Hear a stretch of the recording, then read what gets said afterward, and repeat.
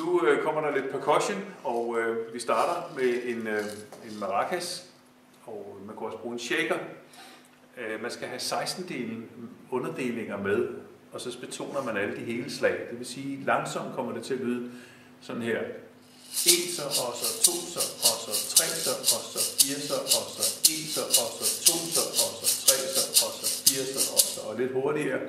Med den rigtige, lidt hoppende fornemmelse, siger den 1 så, og så 2 så, og så 3 så, og så 4 så, og så 1 så, og så 2 så, og så 3 så, og så 4 så, og så. Så tror jeg, Peter, han er med her. Nu kan man altid bruge en tamburin, når man lægger ind på 2 og 4. Den er med til at understøtte lilletrummen som regel. Det kan jeg prøve sammen med dig nu, hvis du starter ryggen. 1, 2, 3, 4, 1 så, og så 2 så, og så 3 så, og så 4, og så 1 så, og så 2 så, og så 3 så, og så 4 så, og så 1 så, og så 2 så, og så 3 4 så, og så 1 så, og så 2 så, og så 3 så, og så 4 så, og så. Ja, tak.